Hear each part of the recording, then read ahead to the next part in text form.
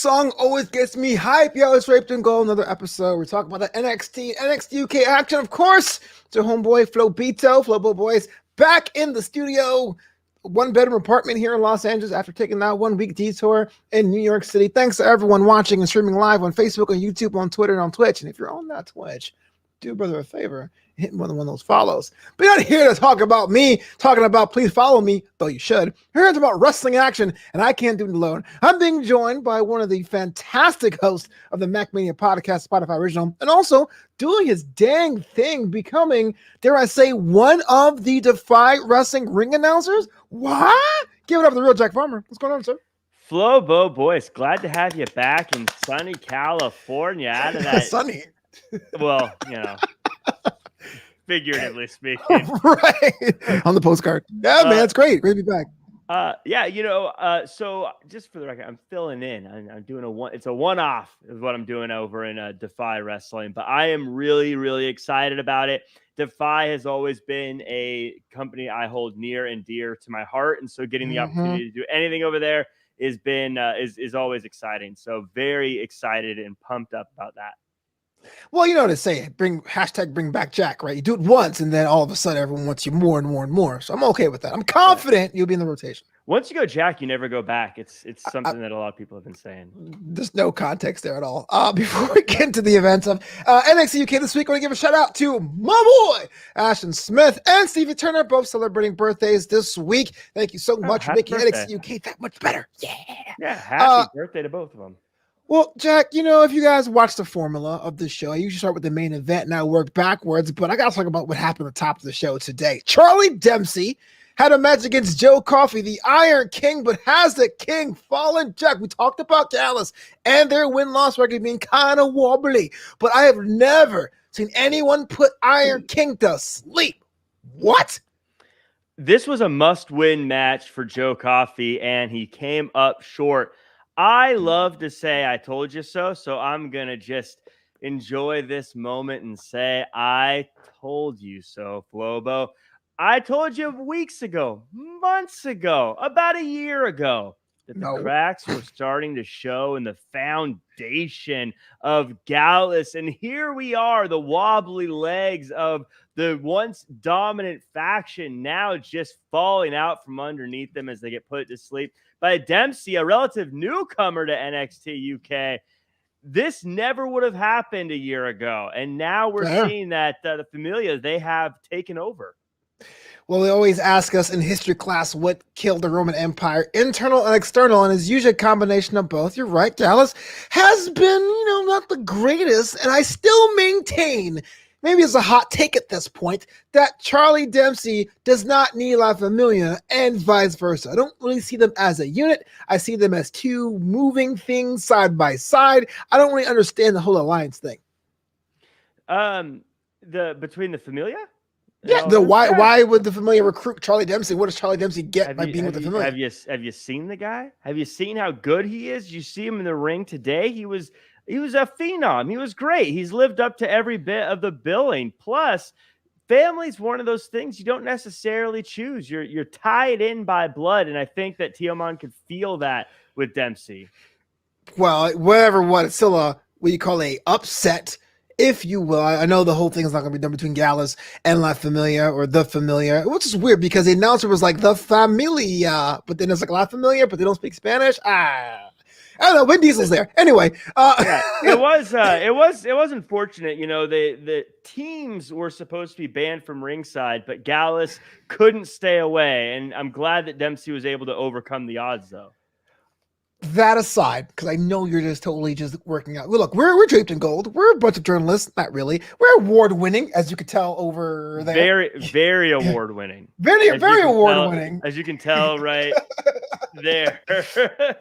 But I have to ask, man, have you seen Joe Coffey take a loss that definite, like that decisively? Not in a long time. Not Woo! in a very long time. It's very odd. There was a time when it felt like this team were dominant, unbeatable tag team champions, and that Joe Coffey was the heir apparent to the NXT UK championship. But now I'm wondering, like, now they're not even in the tag team title competition tournament, which I'm sure we'll get to, but they're not even in there. They're not even mentioned in that. I don't think any of them are anywhere near the NXT UK title. None of them are even sniffing around the Heritage Cup. They've completely fallen from grace. I don't know what they need to do, but they need to get their act together, and they need to do it quick because, like I've said, the cracks in this foundation continue to grow, and eventually it's going to be unsalvageable. Well, you mentioned it. Let's go into it right now. There's been a decision made by the office of Johnny Saint / this guy. Like, Stitch put his name on the door by now. He's been doing so much of his work, the GM work. A bit of a tag team tournament to announce the number one contenders for the titles now held by Mustache Mountain. Symbiosis versus Ashton Smith and Oliver Carter will be on one side of the bracket, with Stars and Massive against La Familia, which they had their victory today with Charlie Dempsey. The winners facing each other, and the winners become the number one contender. Now, you're right. Two things to notice here. Gals not in the equation at all. Two, Symbiosis and Stars and Massive are in this little tournament, and they have the worst tag team records here in NXT UK. Well, again, Gallus, good point, but you missed the biggest thing about this tournament, and that is that why aren't Pretty Deadly getting their rematch? They were one of the longest reigning tag team champions of NXT UK history, and they're not even in the conversation. They don't even get a rematch. They shouldn't even have to go through a tournament. They should just get a rematch. I feel like that's just an obvious point, especially because they've been so dominant. It's not like they had the title for a week and then lost it. They were the tag team division for a very long time. And I feel like Sid is really starting to drop the ball with some of his decisions lately, and not having Pretty Deadly, at the very least, getting a first round bye in this tournament is very, very frustrating. Dylan Matthews says, rematch tag. I actually forgot about Pretty Deadly, which is kind of sad to say, but you're absolutely right. The tag team champions, former champions, should have a rematch if you believe in rematches, because I know a couple of years ago we were the authority. We don't do rematches anymore, but if you were, this should be some sort of equation for Pretty Deadly. Do you think they get involved in a tournament then? Or do you think they just kind of take their time, buy their time, and wait to be the next number one contender after this one?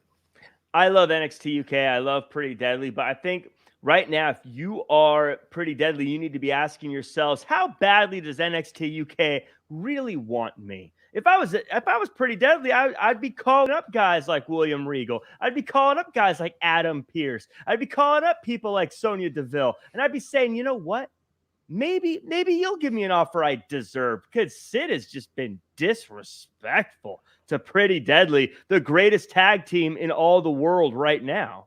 Well, that's not even true in this episode. Mustache Mountain makes an appearance, and they say, I had to look this up, they're the only tag team to win both NXT and NXT UK titles, which for 22 days in 2018, they won the titles in England, or Europe, excuse me. But here's the deal, Jack. This already proves that Mustache Mountain is one of the most decorated tag teams on the planet. It's not that much of a stretch then to keep Pretty Deadly out of the conversation. Their time is done. Their time has passed. No one wants to be Pretty Deadly no more. Mustache Mountain has lost more titles than Pretty Deadly has, so I would say Pretty Deadly's a better team. That is not how that works. That's not how that works at all. They are the losingest champions I can remember. Oh my! They just got the title. They've listen. I can't even believe it. In fact, they rubbed it in our face. Trent Seven rubbed it in our face. He was like, "We're standing here getting to call ourselves the best, even though Tyler Bate has lost the Heritage Cup. He's lost the NXT UK Championship. He's lost the NXT Tag Team titles. Yet here we are calling ourselves the best. Crazy. Just the gall of these guys." So let's call it now. I gotta get you on the record. Do you have Symbiosis win this tournament and them being called number one contenders? I think it's very obvious and very plain to see that the finals are going to come down to Familia versus Symbiosis. Right. And that's where it's going to get very, very interesting. I love that because you're going to see two of the best really going at it. I kind of think both those teams should have gotten get to the point, Jack. Which one do you got? In this tournament, so they should just go to the finals. So that, but you realize that Mustache match is going to retain either way. They're that good. Trent Seven, Tyler Bate, they're just that good. Doesn't matter who's going to take. They've already lost titles before. They're good at it. They're good at losing titles. Tyler Bate especially. But look, so you want me to pick? Symbiosis will win this tournament. They will go through all the way. I'm glad you mentioned it. And I say that because you could see the way they were talking in that promo. Great lines, by the way. Just again showing just how educated they are because of Eddie Dennis. You throw us to the wolves enough, we'll come back leading the pack. That one stood out to me, and I have a feeling that was a foreshadowing. Now, for people who aren't as educated as some of Eddie Dennis fans, foreshadowing is when you imply something now that will happen down the line. That means they're going to become the champions. Really? That's what it is? That's a foreshadowing is? Yes. Thanks for letting me know. I was a little confused about that. Didn't pass 5th grade English class. Well, I can see that. Yeah, okay. I'm not shocked. I know, right? So I get that. Even though he stole it from what's his name, Big Sean. Here's the deal, though. Eddie Dennis has said it himself. This year wasn't his greatest. He admitted it. But on this show, you rant and rave about him. If Eddie Dennis himself is saying he's having a mid-year, shouldn't you agree also that Symbiosis isn't as good as you say they are? No, because Eddie Dennis is able to look beyond who he is right now and where he's been. He's improving, Flobo. He gets better every year. So by the end of next year, he's going to look back at this year and think, yeah, I hadn't gotten where I wanted to get yet. He's going to be better next year. Guess what? Next year is not going to be as good as the following year. 2023 is not going to be as good as 2024, and 2024 is not going to be as good as 2025. Eddie Dennis improves. That's why he's able to look back and be like, look, this wasn't even the best year. It's going to get even better. You're a bigger advocate than Paul Heyman, but we got to move on because I can't take this propaganda no more. Kenny Williams defeated Danny Jones, which I still think in defeat Danny Jones is a stud and should be signed hardcore. But Kenny Williams after Mark Andrews, and well, I have a question for you there, Jack. Kenny Williams is one of your favorites, of which you have many. Do you think it's kind of like wasting his time with Mark Andrews? Do you think he'd be going for titles? Should he be doing something more fun, something more to his career? I mean, he broke away from Amir Jordan with sights on the prize, but he hasn't been anywhere near that prize going after Subculture, which, even though we love him as much, not really that much of a formidable team if you think about that win and loss record. Well, I want to double endorse Danny Jones. I think Danny Jones is great.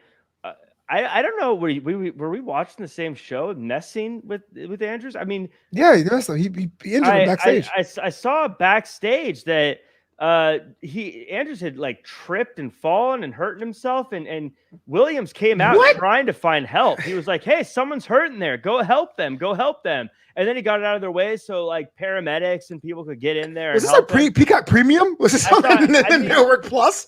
What the hell? I mean, well, I don't know what happened to Andrews. No one does, but I know Kenny Williams was the one coming out saying someone got hurt in there. There was an accident. He was going to get help. I thought Kenny Williams was really, really doing a mature thing, because I know even though he doesn't get along with Subculture, he was still like, listen, someone got hurt back there. Go find help. That's what he was doing. That's not what he said at all. Not at all. I'm paraphrasing. Oh, of course. Question stands, though. Mark Andrews definitely has to get his revenge, or at least attempt. I'm not going to say he is. He's going to attempt to get his revenge because allegedly he was hurt by Kenny Williams. Allegedly. Playing it safe political. Thing is, question still stands. Kenny Williams, if you're telling me he's so much smarter than everybody else, what's he doing going after a member of a tag team / faction / stable? Should he not be going after gold? Let me ask you this. Do you think that Mark Andrews is a good wrestler? Yeah. Do you think that a win over him means something? I think so. So you're answering your own question. But that's everyone on the roster. He can go up to Shawn Samuels if he wants to. I'm just saying. Titles, gold, money. Dylan in the chat, by the way, for our audio listeners, making a really great point. Kenny Williams needs a bravery award for his actions. Because, by the way, it does. You know what? Especially, and Kenny Williams knows better than anyone else. You have Saxon Huxley running around, causing a complete ruckus everywhere he goes. It was probably Saxon Huxley that hurt Andrews, and now Kenny Williams is trying to help him. He's like, oh my gosh, this madman is back here. I got to make sure everyone's safe. Dylan, I think you bring up a really good point. We need to get a medal for Kenny Williams and honor him as the brave man he is. I'm going to double down and triple down and say hashtag give Danny a chance. Let the homeboy cook, as they say in these streets. And Flappuccino says, somebody say Kenny Williams. Lordy. Moving on, because Jack has been completely insufferable this week. We have ourselves a little bit of an It announcement. is the holidays. Yeah, you're like the anti-Kringle. This holiday joy is whatever the hell you're bringing right now. Kenny Williams deserves a chance. What? Holiday edition of NXT UK next week. If you had to just predict what you think's going to happen, it's probably going to be like best of, is what I'm guessing. Yeah. Cool. I hear you. I wish I had a fun answer, but it's probably just going to be best of. Okay. I thought you had like some sort of like gimmick. If it was SmackDown, it'd be like the holiday lumberjack match with the elves or whatever. Right. Yeah. There's always with SmackDown, there's always a match where there's going to be goodies on the like on tables, like treats and snacks and cakes and things. Yeah. For the kids. And if it's SmackDown, I guess there's gonna be pancakes because New Day is gonna be involved. Before we get to our main event, I have a question, or it's a bit of an observation. So we saw a promo between Blair Davenport and Mako Satomura. Their title match will be set for 3 weeks, which will be the first NXT UK of 2022. What I realized watching this is the kind of the crescendos and the music and the cuts and the angles put me back to the former NXT 1.0's prime Target. Something I truly miss. Thoughts about the promo there, Jack? Especially a couple weeks ago, we had the Amel promo. What is happening in UK? It's been like on a tear when it comes to telling their stories visually. Yeah, I don't know if they got new like people backstage to do some editing or directing, or if they've just decided to kick that up a little bit. But yeah, they've been great. This is a great promo package. It really sold this match as something you have to see. And I think you do have to see it because anytime a title changes hands, it's can't miss. And Blair Davenport becoming a champion is going to be something that I think all of us are going to want to see happen when it happens. Well, how are you so sure and confident? You not see Mako Satomura on social media training in Orlando for this match already? Training as far away from Blair Davenport as possible. I walked into that. As you could see, it was funny because Mako's got a reputation. Everyone knows she's great. I'm not saying she's not great, but as Blair Davenport said, she's like, hey, I went to where you live. I was the foreigner, and I was the best foreigner there. And then, it was kind of implied. Mako went running and hiding, and she was like, oh, now you're in my country hiding. So now I'm coming to find you here. And now Mako's like, oh, I'm off again. Woo, woo, woo, woo. As we like to say, ran away. Stupid sound effects. Ran away. Now she's in Orlando. It's a game of where in the world is Carmen Sandiego, and Blair Davenport's hot on the trail. You're telling me there is zero chance of victory for Mako Satomura against Blair Davenport. Is that what you're saying? I'm saying that Blair Davenport is going to win the championship when they finally collide, when she finally catches up to Mako Satomura. I mean, maybe Mako's plan is to just tire out Blair as Blair follows her around the globe. like it's like Red Notice, just chasing her all over. It's like a national treasure where he's running around all over the place trying to find her, putting together clues. Where's Mako now? Where's Mako? That would be the worst storyline ever. Guys, due to the fact that I'm really sleepy, I must vacate the NXT Women's Championship. I'm tired of running. I think we're Blair Davenport is gonna have to steal the Declaration of Independence so she can get the map to find Mako Satomura wherever she's hiding. It's going to be like finding the big golden egg. It's going to be a long, arduous trip, but I think Blair Davenport will be able to figure it out. Breaking news, Jack Farmer calls Mako Satomura a coward, detail at 11. I got to move on because all the fans are probably flaming you on Twitter. Let's talk about that main event, man. You guys talk about it. Heritage Cup rules, Nathan Frazier versus A-Kid. And even though Nathan Frazier got the first fall, it was all for naught. Two things happening, two different directions. A-Kid has momentum, something he sorely needed. And Nathan Frazier, once again, can't win the big one. What happened here, Jack? It seems like with Nathan Frazier, the shorter his hair and his shorts get, the bigger he gets. Does it look like he's been putting on some muscle? Optical illusions. Maybe it is. I'm going to have to cut my hair a little shorter and wear my shorts a little shorter. So maybe that's what it is. He's shortening the shorts because he's working his way up to the thigh guy status. So Dylan Matthews says, coming to Peacock, WWE Network, Scooby-Doo, the Satomura disappearance. She's around.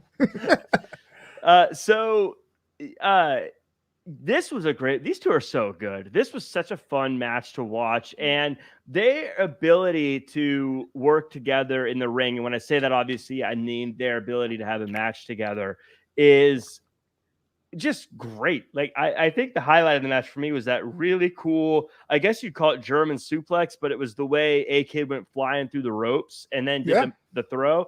Such a cool moment. So many cool pin combinations and working to like position each other. Very, very good match. But yeah, Nathan Frazier gonna have to find a way to get some momentum. He had so much of it to start, and then it seems like maybe he started getting into some matches he shouldn't have gotten into, took a couple losses, and now not able to get that forward momentum again. I don't know what he needs to do to get going. Maybe find someone he can get some wins against to start getting that momentum again. But as you know, the matches you can get wins, the people you can get wins against in NXT UK are few and far between. So I don't know what he's got to do. I know on our sister show, Macmania, available Tuesdays, wherever you listen to your podcast, we have this segment called The Farmer's Market. I'm totally going to see your gimmick in front of your face and say, I would probably sell some Nathan Frazier stock. Yeah, actually. I would probably gladly sell this idea concept I had it with no help. Fucking Nathan Frazier and probably buy some Danny Jones stock. Is that weird? Is that a bad thing? Is it a bad trade, Jack? Well, I get where you're coming from, but there's the old stock adage of you don't sell low, you buy low, sell high. And Nathan Frazier's someone who I don't know how long he's going to be in this slump, but I can't imagine he's going to stay there forever. So while I wouldn't necessarily green light a buy now on Nathan Frazier, if I already had an investment in him, I certainly wouldn't sell now because I think he will go back up. I think this is a bump in the road. I think it's a slump. I think he's definitely going to have a much bigger career than where he's at now. Well, we got on the horizon, it's A-Kid, Noam Dar, Supernova 11. Looks like he has all the momentum, and A-Kid is climbing this mountain again. I think Noam has the edge, but do you disagree? I think if you're Noam Dar, I'm a big fan of Noam Dar, and I know that he's someone who's ready for anything, but I have to suspect that as he was watching this match, A-Kid becoming the number one contender is the worst outcome for Noam Dar. This has to be the matchup that he was dreading. This has to be the matchup he did not want to see happen because A-Kid, as he said in the digital exclusive posted right after the show, A-Kid's born for the Heritage title. He's been the champion before. I believe I don't have our producer here with me to do the quick fact checking, but I believe A-Kid has had more Heritage Cup matches than anyone else on the brand. That's true. I think he's the most experienced. And so if you're Noam Dar, you've got to be disappointed that this is your next matchup because A-Kid is the one guy that I think represents the most difficulty in defending that title against anyone across NXT UK. Ooh, I love I love when you put people over. That's like a tongue twister. Moving on before we go to 2.0, I just want to say just another promo standout. That Jordan Devlin promo looked like a movie. I was gonna buy it on Netflix or Redbox. I don't know. I like the fact he looks all over the city and says, "I'm better than you." Jordan Devlin, we even talked about this on the show a lot of times, being primed for the next level, but I think he may actually be ready for it. There were a lot of American Psycho references during that promo, and I'm not sure if anyone else caught it. I don't know if we were supposed to catch it, but specifically him wearing a mask saying, I start my day with crunches. I'm up to 1,000 now. That was something that was actually said in American Psycho. And the reason I bring this up is, one, I think it's cool because it does set a tone of what kind of person he is. He's an affluent person who's very intentional. But it makes me wonder how far will this analogy go? Obviously, in American Psycho, things went very far in American Psycho. Yeah. How far is Jordan Devlin going to go? That was my interest in watching this. I thought the promo was really well done. And to your point about these video packages being better and better for NXT UK, I thought this was a good example of one. And I think really helped to show anyone who's new to NXT UK get a better idea of just what kind of person Jordan Devlin is. Mm-hmm. Speaking of jerks and psychopath, Jack, also was kind of like in that same camp on NXT 2.0. Grayson Waller Public Enemy #1. Looks like he got paid a bounty last week because he bought a new shirt and new glasses. Totally feeling himself. But let's be How real. much is a bounty if it's just a shirt and glasses? Probably like a $50 Kohl's gift card. Listen, I'm just saying. There you go. Johnny Wrestling's figured it out. Here's a bounty. Well, do you believe it? Do you believe Grayson Waller is really as bad as everyone says he is, or is something more afoot here? I think that what Grayson Waller is doing right now is absolutely perfect. I love it. I think this is really great. I love that he's kind of becoming the Baron Corbin of NXT 2.0, where everyone hates him. Even the other people who aren't good people hate Baron Corbin. Even Wade Barrett was going after him, of all people. And it just, I thought it was really cool. I love that even when he got kicked out of the locker room, he said that real stars have their own locker room. He stole LA Knight's car. I thought this was fantastic. I thought this was really well done. You know what he reminded me of, though? Like, just as a comparison, a fun comparison to me. Yes. Like, no, everyone loves me, Flobo. What are you talking about? He actually, this is such a deep cut. I don't know if anyone will get it, but he reminded me of Paul Walker's character in She's All That. Oh, wow. I don't know if you remember that movie, but he definitely reminds me of that guy. That is a deep cut and an old cut too. I mean, it was like 20 years ago. Yes. The fact that they've made he's all that, and now she's the mom says how old that. They made She's the Mom too. No. He's all that. Woo! And he's all that. The girl that played the girl in She's All That is now the mom of the kid, and he's all that. We're down a very dark path. I have no idea that even happened. But I personally didn't believe like it. that said, when they wrote the Declaration of Independence, I was standing with the guy. They probably asked our forefathers, should I cut my pantaloons short or show my thighs more? No, Jack. When me and my friends were inventing disco. Oh, man, disco. Let's make the songs as long as possible. Sure, don't want to listen to a song for 7 minutes. Yeah, man, Grayson Waller's on the tear. I guess like he's going to be the Baron Corbin. You're absolutely right, and I guess it makes sense for him. And I try to distance himself a little bit from the Austin Theory thing, but to me, it seemed kind of sudden. He's like, you know what, I'm gonna start wearing this weird kind of vibe thing, but I'm just nitpicking, right? It was a very sudden change, but this guy, I think he gets it.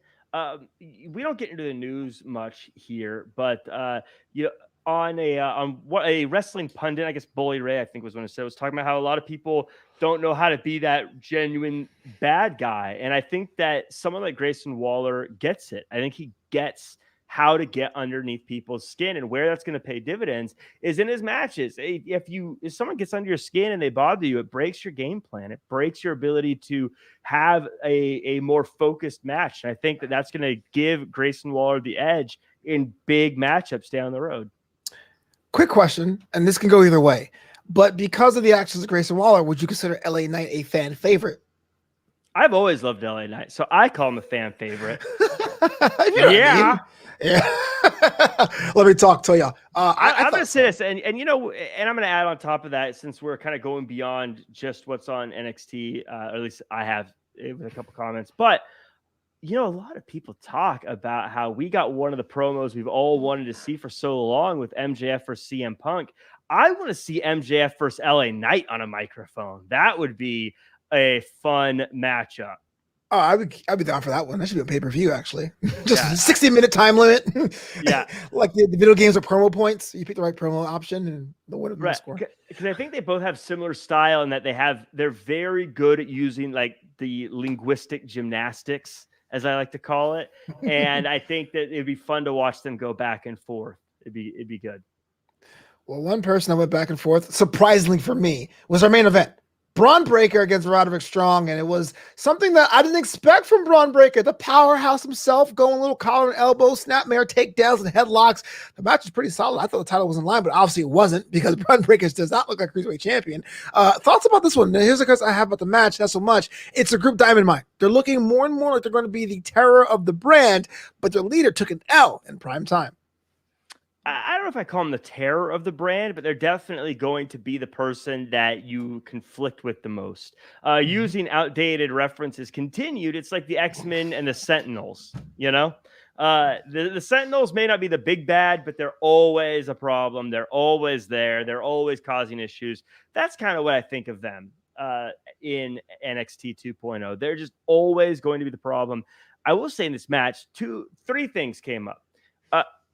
Don't sleep on Roderick Strong. That dude is so good in the ring. I don't know. He took a loss, but I love Roderick Strong. I'm sleeping on him. Braun Breaker, I'm just reiterating again. This guy he is so good. He's going to be such a star. I can see him, I've said before, standing across from anybody and not looking like he's not big enough for the moment. But the best part about NXT 2.0, I think something they've done is they've done a very good job of creating characters. I think that's panned out for them, and I think a lot of people don't want to give 2.0 credit, but that is something they should get credit on. The other side is, and something I love is, all these characters are constantly interacting with each other. With Trick and Carmelo watching the match, and you've got the Creed brothers on the outside, and Ciampa getting there's unlike Raw, for instance. With Raw, it feels like you have certain people, and it'll be like Seth Rollins and Kevin Owens. They're having a match at the pay-per-view. And so we only see them together. We never see them interacting with other people. It's just those two. But with NXT 2.0, everyone's around all the time. And they're always interacting with each other, and they're always crossing each other's paths. And I think that's such a cool thing that they're doing on that show. Oh yeah. I have a follow-up question, but first, Dylan Matthew says, if Bron Breakker wins the CW title, as 205 Live, you get a name change. We were actually talking about this before he went live, is that 205 Live hasn't had a cruiserweight match in like 3 months, but it's still called 205 Live. They had Odyssey Jones on there. I mean, Odyssey Jones was Joe Gacy. That is far away from a 205 match as you can get. It's like 205 and up at this point. Right. It's like the dollar store. Like, it's dollar-ish, you know? Yeah. 205 represents the amount of energy these talents use week in and week out in the ring. But the last hanging thread, though, before we move on, the whole Bron Breakker thing, is Ciampa. Ciampa gets kind of aggressive and hits Bron Breakker after the match, and I know we get a rematch, but why does Ciampa have to do it? Is he thinking that Braun's going to take him down? Is that why he's doing these crazy things? Well, we know that Ciampa is going to have to defend that title against Bron Breakker at least one more time. Ciampa knows that. And I think Ciampa knows that Bron Breakker has shown that he can wrestle. He's got the talent to be the champion. Bron Breakker has the strength, the speed, the energy. He can go the distance. Bron Breakker has done and shown he can do anything and everything, except he hasn't shown yet that he can handle it when things get very personal. And that's what Ciampa's doing. He's trying to get under Bron Breakker's skin. He's trying to make it personal and hope that that can break up the game plan from a Bron Breakker. Because other than that, every other measurable, Bron Breakker is off the charts. And frankly, Bron Breakker has Ciampa dead to rights. But the mind games is the one place Bron Breakker hasn't been tested. So that is where Tommaso Ciampa is going. And that is going to be Tommaso Ciampa's game plan for beating the young upstart. Well, he did beat the Chucky challenge, unlike his dad or uncle, but that's besides the point. I mean, well, look, everyone's talented in NXT. So the fact that Ciampa got the win, you know, that's not super shocking. They're both incredible athletes. They're both incredible wrestlers. But Bron Breakker has youth on his side. So it's only a matter of time. So right now, what Ciampa is trying to do is put Bron Breakker away so he doesn't come back. That's what he's trying to do. Question for you. Which is more sad? Robert Stone Brand asking and begging for airtime, or GYV losing the jacket time? Thoughts? GYV losing to jacket time to me. But it's Kushida and Nikki Manjiro. Jacket time. I like jacket time. I like Grizzled Young Veterans. The thing about the reason why is Robert Stone trying to get TV time. It makes sense. It's tough for him right now because he doesn't have a client. A manager without a client can relate. Is a a manager without a client. It's going to be very tricky to get TV time. So that makes sense. It's not out of the ordinary for him to not have for him to have to beg for TV time. I have a feeling, we talked about the farmer's market, I'd invest in Robert Stone brand right now, to be honest with you. That is the brand to be investing in. That's going to be the brand that goes through the roof in 2022. But Grizzled Young Veterans, this is a team, the first ever NXT UK Tag Team Champions. The guys that just seemed like they were destined for Tag Team Championship gold in NXT 2.0 now find themselves sort of stranded stateside. They've left NXT UK long enough that I don't see them going back, but they can't seem to get going in the tag team division, and they're stuck having to rob DoorDash drivers to find their meals. It's not a good time for the Grizzled Young Veterans, and I don't know how they get out of this. I don't know either. I very rarely losing streaks and being beat down ever goes anything positive. I'm thinking of like Triple H's losing streak or MVP's losing streak. It never works. And I'm with Dylan Matthews here. Taking the elegance. Jacket time has to be the final nail in GYV, which is sad but understood. Because as good as we know GYV is in this universe, they haven't been anything of merit. We're always imparting their past legacies before the reboot, which you have to assume is a whole different show. But I just want to pause on that. I will say, Grizzled Young Veterans, they're a team that, if given the opportunity to shine, can go to any brand on planet Earth and stand out. When I say any brand on planet Earth, I mean UK, I mean Raw, I mean SmackDown, I mean NXT 2.0. I even mean if they found themselves in Impact, AEW, MLW, I think they could go anywhere on planet Earth and be a tag team champion caliber team. Right now, though, they need a fresh start. They're kind of they're in a spot where I think that their wheels are spinning. The car's in mud. You got to get it out of there. You got to get it to a place where they can get somewhere and get some momentum. I think they need a change of scenery. One of your homeboys, the former Parker Harlan, has a matchup this week. First time in the ring. I mean, the match itself was like two blinks of an eye. But what's this mean for Joe Gacy? And your thoughts about that? Having muscle. Does Joe Gacy need a muscle? How did Harlan acquit himself, in your opinion? I mean, Harlan, dominant win. Hard to fault him in anywhere. The win was strong. He didn't have any weak points. I want to give a shout out. To my good friend Vinny, who was one of the referees that had to stop him. So he had a tough job there, but he was a Santino's guy, so seeing him out there was cool. But yeah, I loved the spot. I mean, of course, poor Brian Kendrick probably didn't love it, but I loved the shot of someone getting thrown down the stairs. I thought that was a cool moment. Yes, sicko. Dangerous old Harlan was. I like when people get thrown off the thing. Oh, more of that, please. Yes, I love it when people get thrown out of the thing. I thought that was cool, and I thought it was a very. I mean, I don't know what else you'd want from Harlan here. Joe Gacy, though. I think Joe Gacy's got a lot of good things going for him, but I really worry about his ability to control Harlan. Because even he seemed like he was like, "Oh, Harlan, please." Yeah, it does. It does seem like. Well, here's the thing. The reason why I ask about Harlan, because I think one of the two breakout talents, always one of the three breakout talents besides Bron Breakker. Bron Breakker is in a whole different category. I think if we're doing the whole buy low, have high, I think Harlan will be pretty much the wall, if you will. The WCW reference of next season, yes. but next year. But the other talent I think we're forgetting had a match today. Ivy Nile against Amari Miller. And Amari Miller is fantastic. She'll come into her own, maybe not now. But Ivy Nile could very well be that face of the women's division. Very young, very scrappy. Reminds me a little bit of legit Layla Hirsch, but she has a longer extremities and limbs to really put this leverage on for submission moves. A Diamond Mine is a big faction, probably growing, but Ivy Nile could be the one. Ivy Nile, I'm so glad you said that because I agree completely. Ivy Nile looks dominant, looks unstoppable. And I keep saying looks because in wrestling, let's be honest, you got to have the look. And as soon as she walks out, I mean, she is just shredded. She is incredible shape, but also her move set is very cool. I love how it's not over the top different, but there's just little tweaks to a lot of the things she does that's just a little bit different. Like that dragon sleeper finisher move she has where she locks her hands behind her back. not over the top different, not something that feels like they're trying to do things differently, Right. but just little tweaks to add a little bit more torque on all she does really makes her style stand out to everyone else. I think you're right. She's the sleeper hit of this brand right now.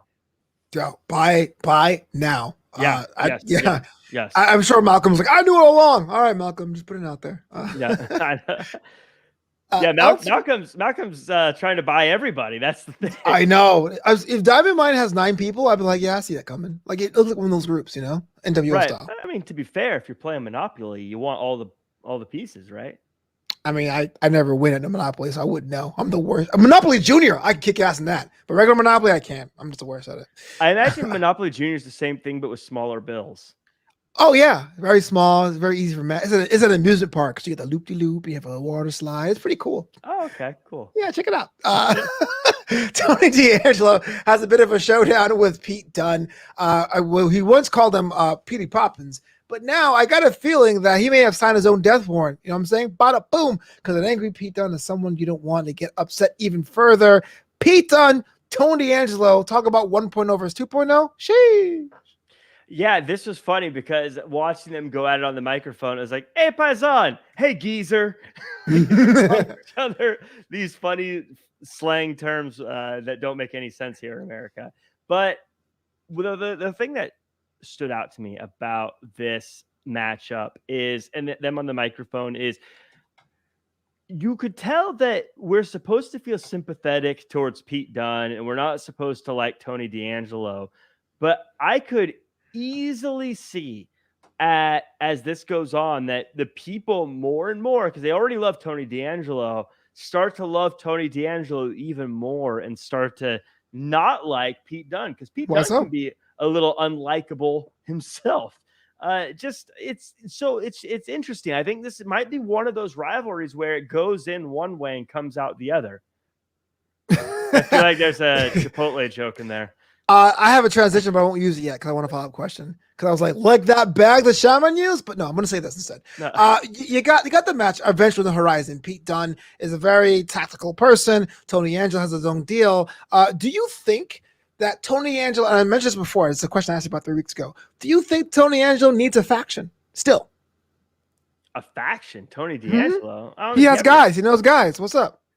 He knows guys, but a faction and knowing guys is different, Knowing guys is like, you got some friends, they're not like, you're not hanging out with each other all day saying we're friends wearing the same outfits with shirts, the kind of friends shifty-eyed? Why you being all shifty-eyed? The kind of friends Tony D'Angelo has are the kind of friends that you keep vague. You don't want people to know that you're friend. You say you have friends in shipping, but you don't all wear the same shirt and let everyone know that you're affiliated. You know what I mean?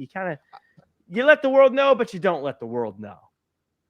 Bada boom. I'm glad I asked that question. Now I have even more questions about you, Jackery. What are you on? Okay, so real quick about the whole Shaman thing. We talked about this beforehand. You, not a fan. Me, I'm okay with it. The Shaman Matt Riddle has some things with MSK. Thoughts? I don't understand what these are for at this point. I didn't really Shaman! I don't really get what they're doing here. You're hanging out in a room pulling little scooters out of a bag. I don't get it. I don't get it. MSK is such a hot tag team. They're so good, and you're doing everything you can to keep them out of the ring, which is fine. But if you're trying to use these things to add credibility by having them hanging out with a tag team champion, right? Why are they pulling things out of a bag and pulling scooters out of a bag? I don't know. Oh, come on. Why do I want to go see MSK more so now after 5 or 6 weeks of them walking around? Look, we like MSK in the ring. There's no doubt about that, but we don't really know what they were. It was kind of like they were shorts and they go MSK. So you're probably what are they now? 15 years ago, you're probably sitting at home watching SmackDown going, what's the point of Kurt Angle having a tag team name after them? Why do they have hoodies? It makes no sense. It's about death. They come back with a rub from Riddle, a fresh team, a team you could pinpoint on. So they hung out with the guy, they hung out with Matt Riddle, obviously implying they smoked marijuana. That's why I can say it on the show because it was not really censored at all. They said there'd be something different. Before, they're just 3 letters, and now they have something. But if you've smoked marijuana, you know it's nothing like what they're presenting on TV.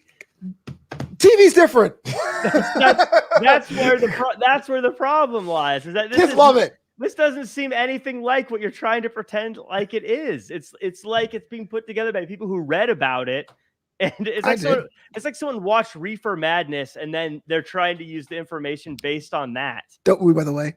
Like, instead of so the reason it's frustrating is the people they're trying to align these characters with are nothing like what they're presenting.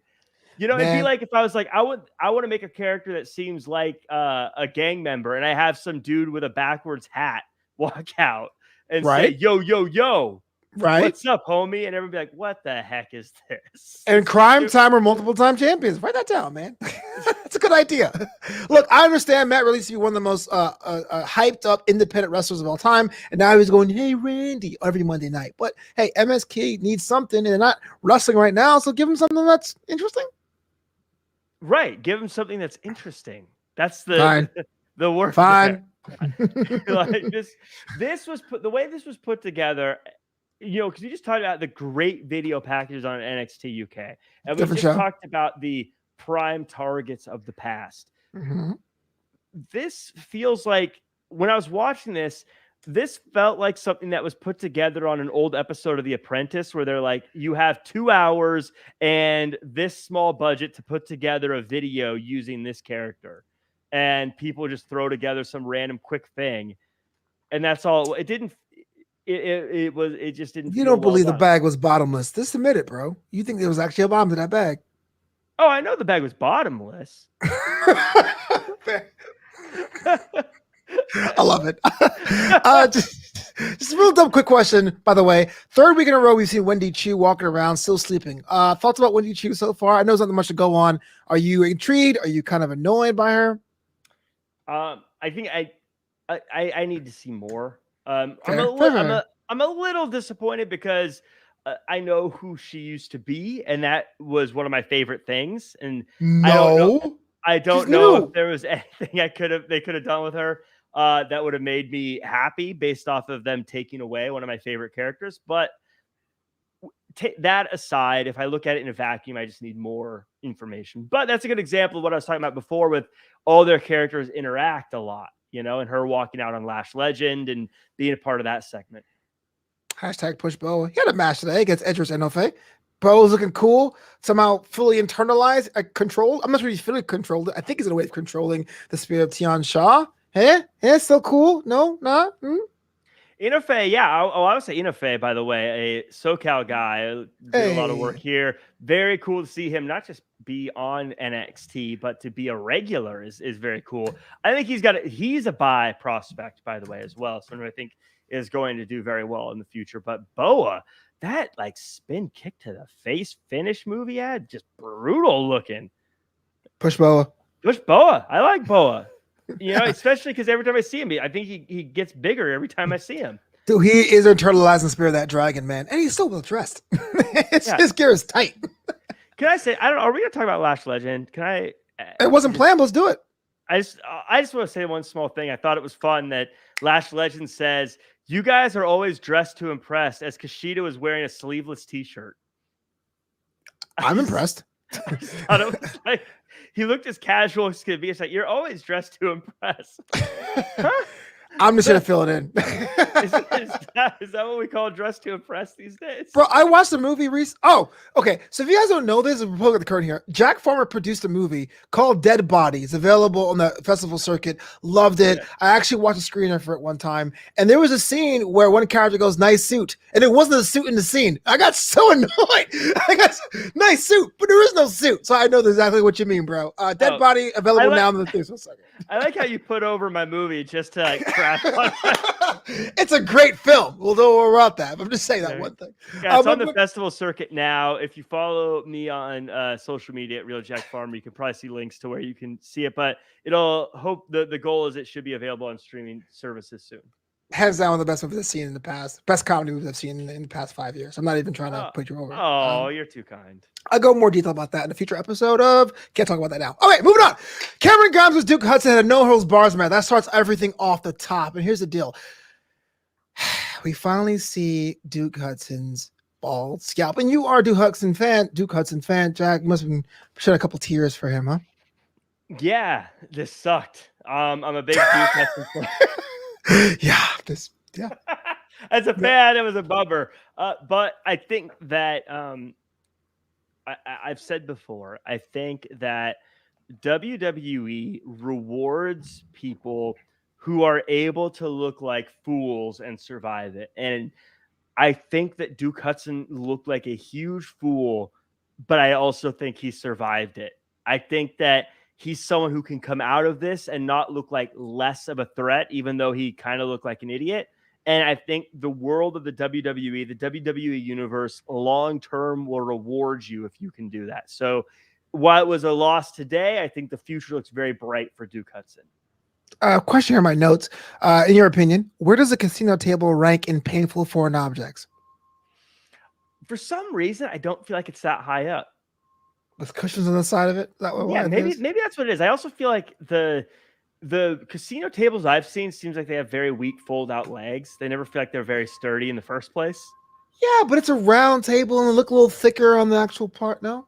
I have no. It may hurt really, really bad, but for some reason, it just doesn't, like, when I see it, I don't go, ooh, this is rough, as opposed to other things. Oh, well, what you guys think in the chat below? I'm just curious. The casino table, I don't know. I can go either way. I just want to know what Jack thought about that. You're like, no, I want you to prove this is a spaghetti debate now. You're like, no, I am not. I'm always team ring bell. Ring bell will always be top for me. I'm just curious where this one ranks. So, by the way, not to go off the rails, there was an interview with one Bret Hart, who I know you don't. Before you make a comment, let me say they asked him the most painful weapon, and he said a ring bell. Don't do this to me. This is like when the Young Bucks do a Northern Light suplex. I'm so conflicted. It's like I gotta pop. What if they do a Northern Light suplex onto the ring bell? Oh, dude, I would buy merch. I can't lie. No, but then not only do they do that, but it makes the ding sound like someone rings.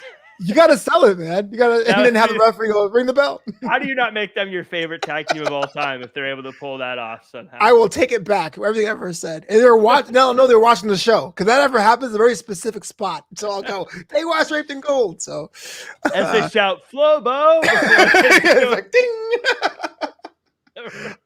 So I'm going through my random questions here on my notes.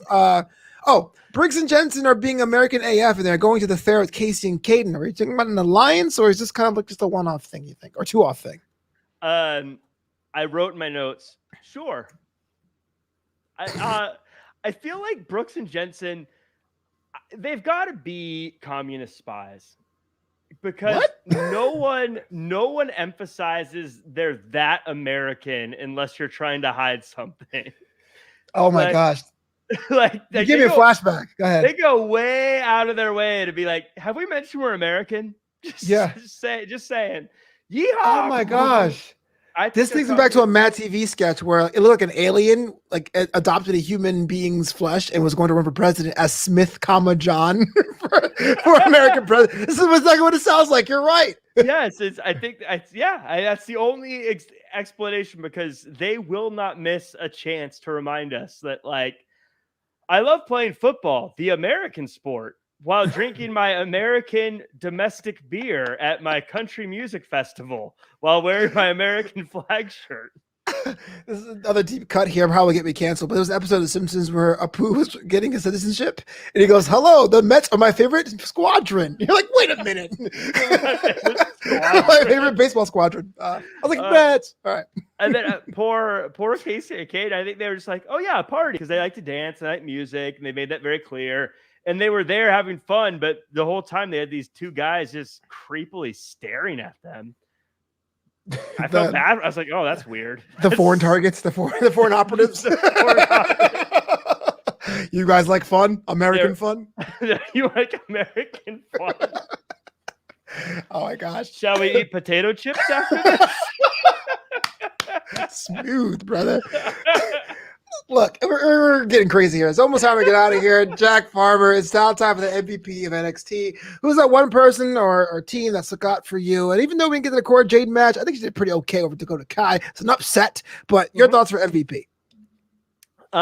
Whenever I think of the MVP, I always think of the person that actually moves up rankings, has title implications and things like that. And for that reason, I got to give it to A-Kid. He has secured himself a #1 contendership spot for the Heritage Championship. And he got a strong win over a tough opponent, even though his opponent is kind of in a slump right now. But he's positioned himself to win a title. So I got to give it to A-Kid. I was torn and tied between this one. I did mention Cora Jade, her win over Dakota Kai, but it kind of wasn't overtly convincing. I liked LA Knight's promo, thought it was promo of the night. But when it comes down to it, it was Bron Breakker for me, which I know seems like a safe choice, but Bron showed he has what they call the range, right? Because he went hole for hole with Roderick Strong, something I didn't expect, and that's what I want in my wrestling.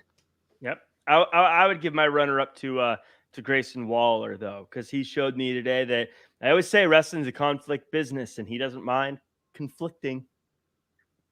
Tisk. Draped in Gold, your one-stop shop for NXT, NXTUK content. Jack Farmer. Look, man, I love Dead Body. Available now on the festival circuit. But where can the world find you and interact with all your projects, baby? Yeah, you can follow me at Real Jack Farmer across all social media, where I post all my information for things like Mac Mania or Evolution of Movies. By the way, a new season starts next year of Evolution of Movies. We review movies, but we go through years. So we're going to start way back in the past, and every episode we move up 1 year until we get to current day. So hit me up at Real Jack Farmer with movies you would like to see us chat about over there, and also check out the. So are you starting in the first week of January, 52 years ago, or is it? Yeah, so that's the plan. We'll probably start like second week of January, so it'll be 50 years ago. Which I don't want to say 50 years how far back that is, because I think it's not that far back. Yes, the 70s, I think. It was the 70s. Oh my God, the 70s are 50 years ago. That's terrifying. Yeah. What do you expect, man? It's 2021. We're 20 years in this century. So it'll be like 1972. So we're going to start in 1972, the first episode of the year. Then we go 73, 74, 75, until we do a movie from 2022. So yeah, if there's any movies you want to see us review, just let me know, and we'll consider that one. Check it out, the Evolution of Movies. Real Jack Farmer. He's one half of the award-winning Draped in Gold every Thursday. Learn more at drapedingold.com. But I'm about to get out of here, man. Gotta get ready for that whole Christmas spirit, get some eggnog or something. But until that time, because we're not really sure if we're coming back next week. I'm not sure if it's going to be reruns. If there is original content, we'll be here. I'll be here at least, excuse me. But if we go dark, I'll let you guys know in advance. But until we decide what we're doing next week, Jack Farmer, say the words. Do your best and be yourself.